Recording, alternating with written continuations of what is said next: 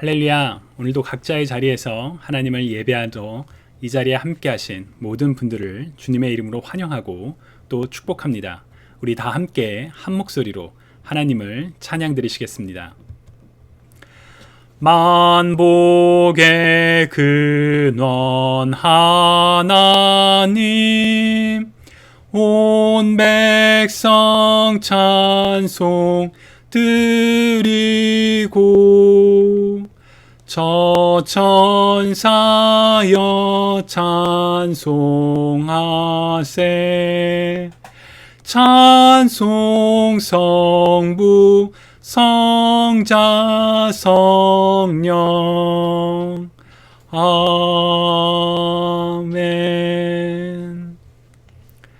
사랑의 하나님, 오늘도 우리가 이렇게 아침에 하나님의 이름을 높이며 하나님을 찬양하며 또 하나님의 말씀에 귀 기울이며 함께 기도할 수 있는 이런 축복을 우리에게 주셔서 참 감사합니다.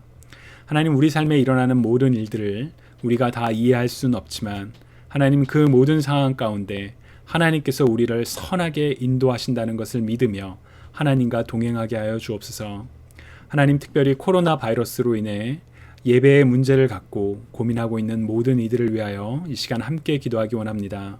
주님, 우리가 하나님께 올려드리는 모든 예배가 영과 진리로 하나님께 드리는, 하나님께서 기뻐 받으시는 진정한 예배가 될 수 있도록 주님, 우리의 삶을 인도하여 주시고 축복하여 주옵소서. 감사드리며 살아계신 예수 그리스도의 이름으로 기도드립니다. 아멘. 오늘 우리가 함께 읽으실 하나님의 말씀은 요한복음 4장 19절에서 24절입니다. 우리 함께 봉독하시겠습니다. 여자가 이르되 주여, 내가 보니 선지자로서이다. 우리 조상들은 이 산에서 예배하였는데 당신들의 말은 예배할 곳이 예루살렘에 있다 하더이다. 예수께서 이르시되 여자여, 내 말을 믿으라. 이 산에서도 말고 예루살렘에서도 말고 너희가 아버지께 예배할 때가 이르리라. 너희는 알지 못하는 것을 예배하고 우리는 아는 것을 예배하노니 이는 구원이 유대인에게서 남이라. 아버지께 참되게 예배하는 자들은 영과 진리로 예배할 때가 오나니 곧 이때라. 아버지께서는 자기에게 이렇게 예배하는 자들을 찾으시느니라. 하나님은 영이시니 예배하는 자가 영과 진리로 예배할지니라. 아멘. 주님의 말씀입니다. 하나님 감사합니다. 아멘. 다가오는 주일은 오순절 혹은 성령 강림 주일이라고 불리는 기독교의 중요한 절기 중의 하나입니다. 원래 오순절은 구약의 이스라엘 민족들이 지키던 절기였었지요. 신명기 16장 16절을 보시면 모든 남자는 한 해에 3번 무교절과 칠칠절과 초막절에 주 당신들의 하나님이 택하신 곳으로 가서 주님을 배워야 합니다. 그러나 빈손으로 주님을 뵈러 가서는 안 됩니다. 라고 기록되어 있습니다. 이 중에 칠칠절은 밀의 첫 수확을 하나님께 드리며 감사드리는 절기로 무교절 후 안식일의 다음 날로부터 49일이 지난 뒤에 지키던 절기였습니다. 7일이 7번 지나기에 칠칠절이라고 불렸던 이 절기는 히브리어 성경이 그리스어로 번역되면서 펜테코스트, 즉 오순절이라는 표현이 생겼습니다. 현대의 유대인들은 지금도 히브리어로 샤봇이라고 불리는 이 절기를 매우 중요하게 여기며 지키고 있습니다. 올해의 경우 유대인들은 목요일인 바로 오늘 저녁부터 토요일 저녁까지 이 절기를 지키게 되지요. 반면 우리 그리스도인들은 유대인들의 절기를 지키지는 않습니다. 그러나 신약의 오순절은 그리스도인들에게 여전히 매우 중요한 절기입니다. 왜냐하면 바로 예수님이 부활하신 주일로부터 50일째 되는 날인 오순절에 성령 하나님께서 믿는 사람들에게 오셨기 때문입니다.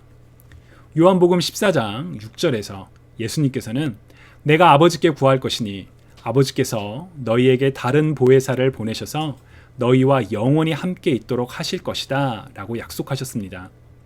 그런 점에서 오순절은 예수님께서 제자들에게 하신 약속이 성취되는 날이기도 합니다. 성부 하나님께서 성자 하나님의 약속을 따라 성령 하나님을 보내셨기 때문이죠. 성령을 받은 제자들은 권능을 받아 담대히 복음을 증거했고 많은 사람들이 예수님을 믿기 시작했다고 사도행전 2장에 기록되어 있습니다. 그래서 교회는 이날을 예수 그리스도의 몸으로서 바로 공동체로서 교회가 시작된 날로 보기도 합니다. 그런 점에서 오순절 혹은 성령 강림 주일은 우리 그리스도인들에게 아주 중요한 그런 날이지요. 워낙 중요하고 또 상징적인 날이다 보니까 이 날에 다른 의미를 부여하고 싶은 마음도 있는 것 같습니다. 특히나 코로나 바이러스로 인해 우리 한국 교회가 교회 공동체가 모이지 못한 시간이 오래 지났기에 한국의 교회들은 이날을 예배 회복의 날로 선포한다라는 그런 이야기도 들려옵니다. 또한 미국의 경우만 하더라도 지난주 초까지만 하더라도 교회 공동체가 다시 모이는 것에 대해 굉장히 조심스럽고 유보스러운 입장이었죠. 그런데 지난주 수요일에 갑자기 뉴욕주 쿠오모 주지사는 10명 미만은 모일 수 있다라고 발표를 했었고요. 그리고 이틀 뒤인 금요일에 트럼프 대통령은 교회가 이센셜 기관에 속하며 미국은 더 많은 기도가 필요하기에 교회가 당장 문을 열어야 한다라고까지 말을 했습니다. 아마도 이 뉴스를 보신 많은 분들께서는 금요일 저녁과 그리고 토요일에 교회가 다시 모이는 것에 대해서 여러 가지 생각을 하셨으리라 짐작해 봅니다. 더욱이 이번 주일이 우리 그리스도인들에게 참 의미 있고 중요한 더구나 교회의 시작이라고까지 불리는 날이기에 더 많은 생각과 논쟁이 있지 않을까 조심스럽게 예상을 해봅니다. 여러분들은 어떻게 생각하시는지요? 저는 개인적으로 교회는 문을 닫은 적이 없다고 생각합니다. 교회가 건물이라면 교회는 지금 문이 닫혀 있습니다. 한 건물에 모일 수 없기 때문이지요. 그러나 교회는 건물이 아닙니다. 교회는 부름받은 사람들이 모인 공동체가 바로 교회이지요. 코로나 바이러스로 인해 교회라고 불리는 한 건물에 모였던 공동체가 모이지 못하게 되었습니다. 그러나 교회 공동체는 모이지 못한다는 이유로 멈춘 것이 아니라 문을 닫은 것이 아니라 각자가 속해 있는 자리에서 특히나 하나님께서 우리에게 주신 가장 작은 공동체인 바로 가정에서 하나님을 예배하는 공동체로 확장이 되었습니다. 우리가 매일의 생활을 보내는 바로 그 집이 예배의 자리가 된 것이죠. 바로 지금 이 순간에도 우리는 예전에 했던 것처럼 교회에 모여서 새벽 기도를 드리지는 못하지만 각자가 부름 받으신 바로 그 삶의 자리에서 하나님을 예배하는 하나님께 기도드리는 축복을 우리는 지금 경험하고 있습니다. 미국에 코로나 바이러스로 인해 신음하는 전 세계에 그 어느 때보다도 기도가 필요한 것은 사실입니다. 그러나 교회의 건물이 열려야지만 기도가 늘어난다고 생각하는 것은 오류이지요. 왜냐하면 기도는 교회에 모여야만 드릴 수 있는 것이 아니기 때문입니다. 바로 우리가 지금 하고 있는 것처럼 우리는 언제 어디서나 하나님을 예배하고 하나님께 기도할 수 있습니다. 시간과 공간의 제한을 초월하신 창조주 하나님께 언제 어디서나 하나님을 예배하는 저와 여러분이 되시기를 주님의 이름으로 축복합니다. 오늘 본문에 나오는 것처럼 과거의 사람들은 특정한 장소에서만 하나님을 예배할 수 있다라고 생각했었지요. 거룩하신 하나님께서 임재하시는 특별한 장소들이 성경에는 기록되어 있었고 또 그 거룩한 장소에 나아갈 수 있는 사람들은 구별된 사람들이었습니다. 아까도 말씀드렸던 것처럼 이스라엘은 특정한 절기에 하나님께 나아가기 위해서 성전이 있는 예루살렘에 모여야만 했었습니다. 그런데 오늘 본문 20절을 보면 예수님을 만난 한 사마리아 여인이 예수님께 우리 조상들은 이 산에서 예배했는데 당신들의 말은 예배할 곳이 예루살렘에 있다 하더이다 라고 말을 합니다. 여기에는 안타까운 역사가 있습니다. 원래 사마리아 지역은 이스라엘의 영토였습니다.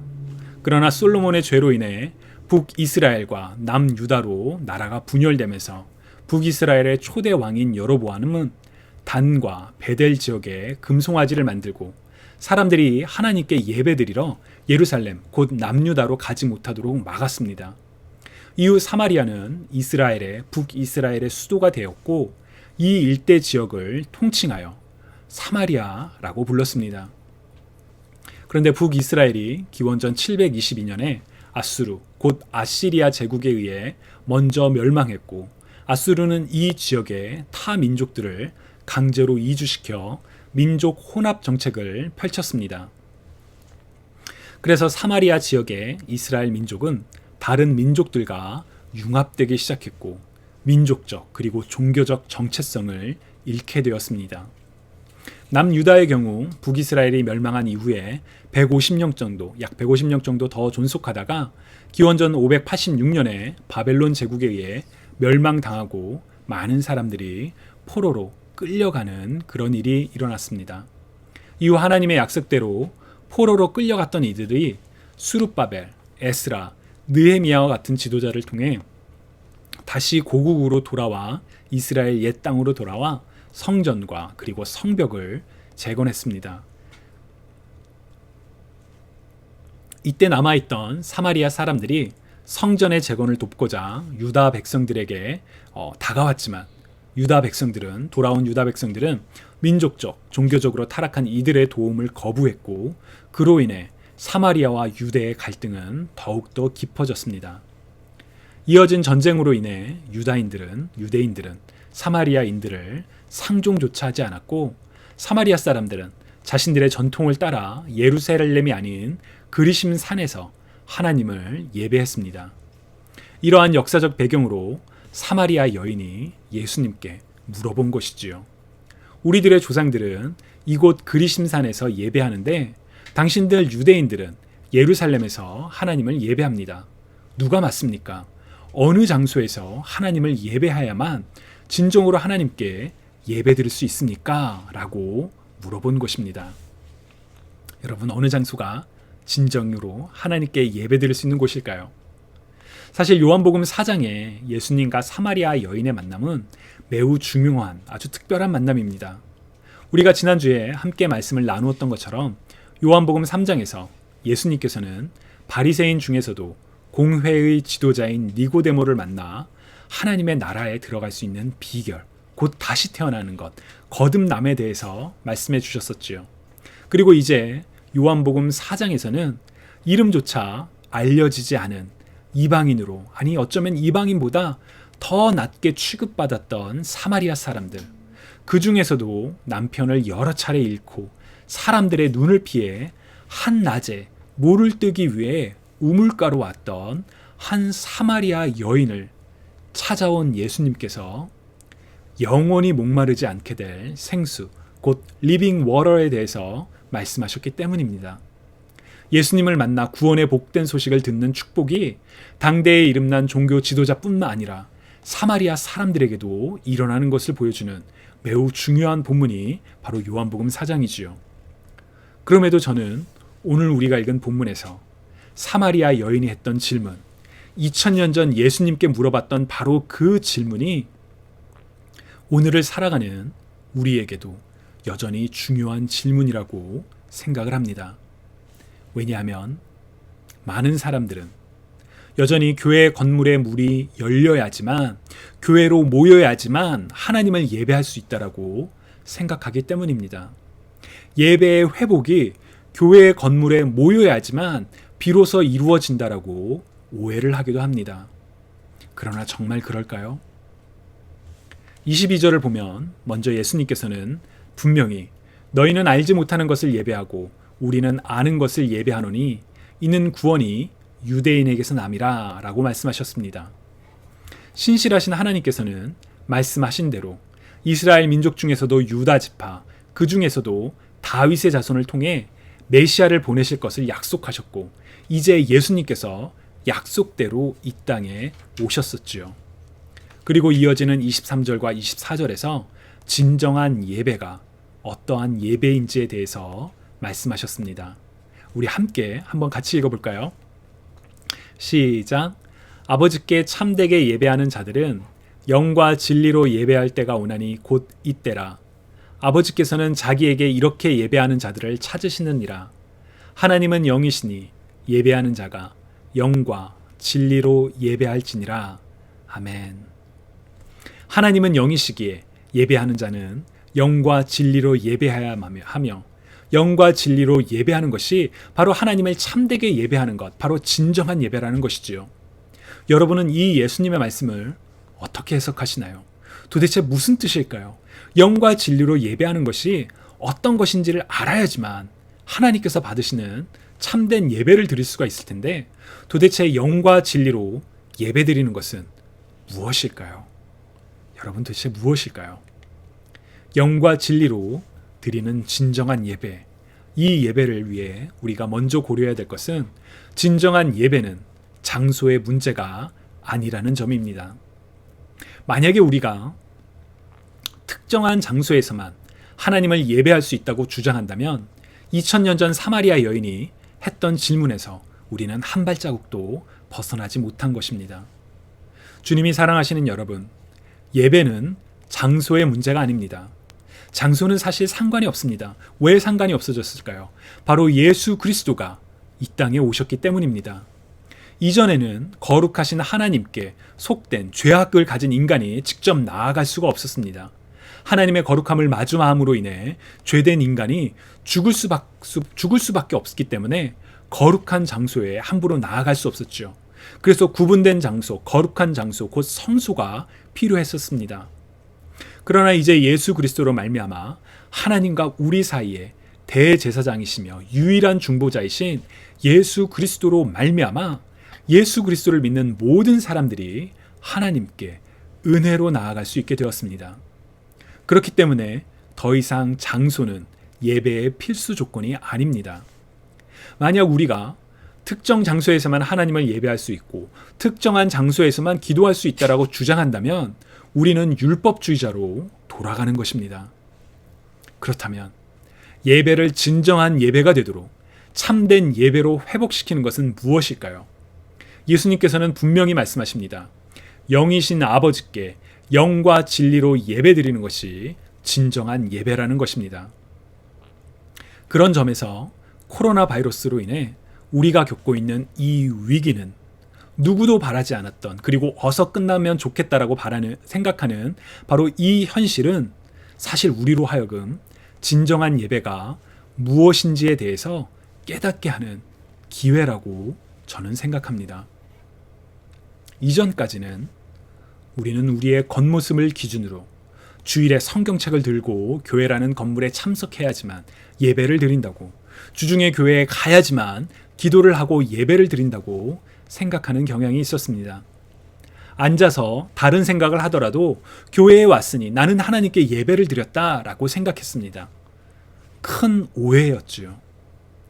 그런데 이제 교회 건물에 가지 못하게 되니 각 가정에서 예배를 드려야 하는 상황이 어색하고 불편합니다. 저도 그랬습니다. 그러나 이 어색함과 불편함 속에서 진정으로 하나님을 예배드리기 위해 무엇이 필요했는지를 우리는 삶으로 경험하고 있습니다. 예배는 장소나 우리의 겉모습이 중요한 것이 아니라 예배자의 마음이 중요하다는 것을 깨닫고 있지요. 낯설고 어색하고 불편한 상황과 환경이지만 마음과 뜻과 힘을 다해 예배드리는 것이 어떠한 것인지를 우리는 경험하고 있습니다. 만약에 온라인 예배 불편해요, 어서 빨리 모였으면 좋겠어요, 이 마음만 우리에게 있다면 과감히 그 마음을 버리시기 바랍니다. 공동체로서 함께 하나님을 예배하고 교제하기 위해서, 그리고 동역하기 위해서 모이는 것은 우리에게 필요하고 또 그날이 어서 오면 좋겠지만, 지금 이 상황에서 예배자로서 우리에게 더 중요한 질문은 우리가 하나님을 마음을 다해 진정으로 예배하고 있는가, 영과 진리로 예배하고 있는가 라는 질문입니다. 영과 진리로 드리는 예배, 어떠한 예배일까요? 저는 영과 진리로 드리는 예배가 예수님과 성령님으로 드리는 예배라고 믿습니다. 예수님과 성령님 모두 삼위일체 하나님으로서 우리가 예배 드려야 할 대상이시죠. 그러나 동시에 우리의 예배는 예수님과 성령님을 통하여야만 합니다. 진리이신 예수 그리스도, 하나님과 우리 사이의 중보자 대신 예수 그리스도, 그리고 모든 성경이 증거하는 예수 그리스도, 바로 그 예수 그리스도를 통하지 않고서는 우리는 영이신 하나님을 예배할 수 없기 때문입니다. 우리의 예배의 중심에 예수 그리스도가 있는지요? 우리 예배를 통해 예수 그리스도가 선포되고 있는지요? 만약에 우리의 예배 속에 예수 그리스도가 없다면 우리의 예배가 겉모습이 아무리 화려하고 아무리 경건해 보인다 할지라도 하나님께서 기뻐 받으시는 참된 예배라고 할 수가 없습니다. 오직 진리이신 예수 그리스도로 말미암아 우리는 참된 예배를 드릴 수가 있습니다. 또한 우리가 하나님께 드리는 진정한 예배의 중심에는 바로 성령님이 계셔야만 합니다. 요한복음 4장에서 예수님께서는 사마리아 여인에게 내가 주는 물을 마시는 자는 영원히 목마르지 아니하리니 내가 주는 물은 그 속에서 영생하도록 솟아내는 샘물이 되리라 라고 말씀하셨습니다. 도대체 예수님께서 사마리아에게 여인에게 말씀하신 영원히 목마르지 않을 생수는 무엇일까요? 성경은 바로 성령님이 생수이심을 증거하고 있습니다. 요한복음 7장 39절에 이는 그를 믿는 자들이 받을 성령을 가리켜 말씀하신 것이라 예수께서 아직 영광을 받지 않으셨으므로 성령이 아직 그들에게 계시지 아니하시더라 라고 기록하고 있죠. 우리는 우리의 갈증을 영원히 완전히 해소시켜 주실 성령님과 함께 하나님을 예배해야 합니다.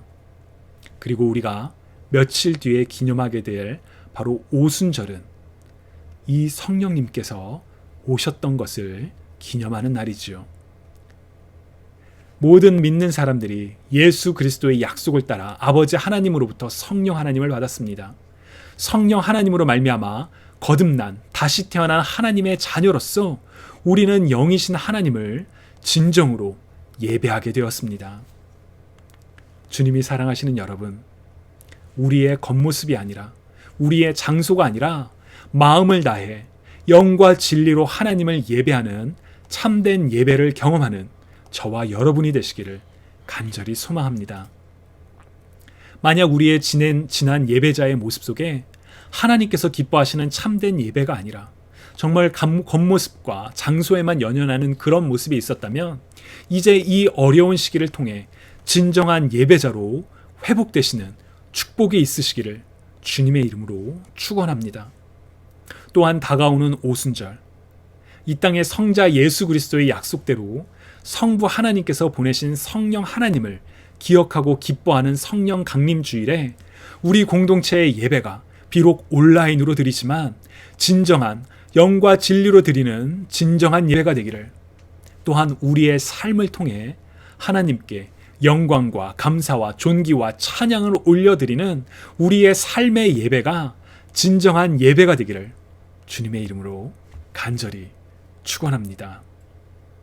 우리 이 시간 함께 기도드리시겠습니다. 사랑의 하나님, 2000년 전 사마리아의 여인에게 말씀해 주셨던 그 내용들을 오늘 우리가 다시 한번 마음에 새기길 원합니다. 하나님, 우리가 겉모습과 우리가 모이는 장소에 연연하여 하나님을 예배 드렸다라고 착각하지 않게 하옵시고, 정말 우리가 마음을 다해 또한 주님께서 말씀하셨던 것처럼 영과 진리로 하나님께서 기뻐 받으시는 진정한 예배를 드리는 예배자가 될 수 있도록, 우리 공동체가 비록 함께 모이지는 못하지만 하나님께서 우리들에게 주신 이 기술을 통하여 온라인으로 함께 모이는 이 순간에 정말 영과 진리로 진정한 예배를 드리도록, 또한 우리의 삶 가운데 정말 하나님께서 기뻐 받으시는 삶의 예배자가 될 수 있도록 주님 우리에게 축복하여 주옵소서.